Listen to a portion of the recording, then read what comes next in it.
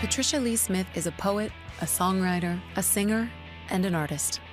When you saw Patti Smith's show, it changed you. She puts a spell over the audience. Patti Smith was an incredibly important key figure in punk. Patti Smith is just one of those phenomenal artists that completely changed rock and roll. She was born in Chicago in 1946 and grew up poor in Deptford Township, New Jersey. She was raised a Jehovah's Witness, which is important because it informs her music. Like the line, Jesus died for somebody's sins, but not mine. You always heard in her poetry and her music the fight about religion.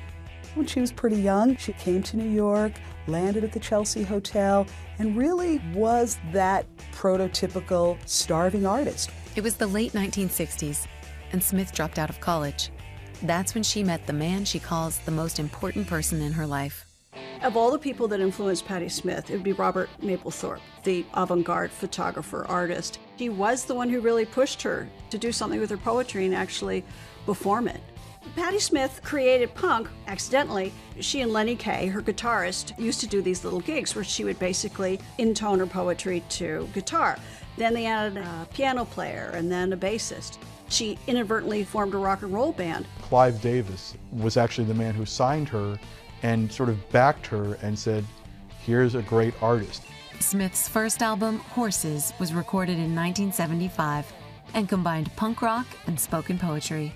Robert Mapplethorpe, who became her lover, her muse, and her lifelong friend, shot the iconic image of Smith for the album's cover. She had that long, scraggly black hair. She was not your typical woman of the 70s. She had a white shirt, a white man shirt with a tie, and black pants. She didn't fit into any standard of female sexuality, sensuality, star power. She always said that she was beyond gender.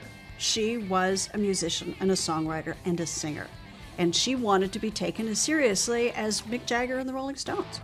Smith's 1978 album, Easter, recorded in New York City, was her most commercially successful record. The track, Because the Night, co-written with Bruce Springsteen, is Smith's most widely known song. She sort of burned like a supernova for 3 or 4 records, and then she fell in love with Fred Sonic Smith, who was a rock star from Detroit, and she gave it all up. She walked away for 10 years when she was still at sort of the peak of her power. By the 1980s, Smith was living in the Detroit suburbs with her husband and 2 children, and she was semi-retired from music. She and her husband did an album in the 90s, early 90s, and then he passed away. And then she moved back to New York. Smith continues to tour and record, and in 2010, she published a memoir of her early New York life called Just Kids, the story of her lifelong friendship with Robert Mapplethorpe. It won the prestigious National Book Award.